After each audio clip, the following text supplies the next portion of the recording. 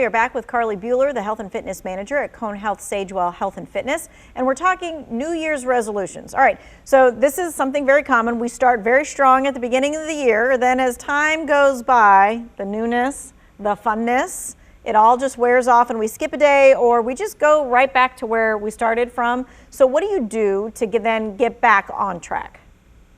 Yeah, that happens very commonly, and that's kind of the point where people will say, hey, I didn't make my goal, I'm not going to finish out from here. But it's important to remind yourself of why you set the goal in the first place so you can get excited again about getting to that end goal. But to get back on track, find a piece that you are most excited for. So maybe you're trying to exercise more and eat healthier, but you're really good at the exercising and the eating healthier is falling a little bit short. It's good to focus in on what you really like to do. And then on the things you're falling short of, you can, write yourself daily motivation reminders. You can find an accountability buddy. You can set reminders on your phone. So there's a lot of different ways, but the most important thing I would say is to not be too hard on yourself if you find that you have to get back on track.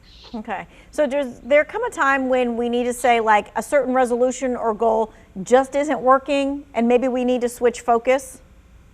Yeah, I mean, it's good to kind of assess where you're at the whole time, but if you are finding where you maybe need to reassess, I would encourage you to maybe on paper write out what your end goal was and write out how far you've come in the meantime, because we often blind ourselves into the progress that we've made and we're thinking that we're not doing anything good.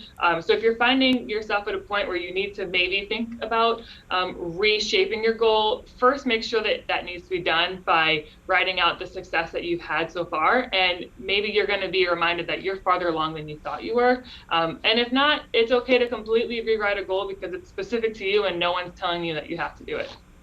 All right, yeah, because maybe your goal is I'm going to, work out 5 days a week, but you just can't make that work, but you can work out 3 days a week. So that's a new goal, and that's okay.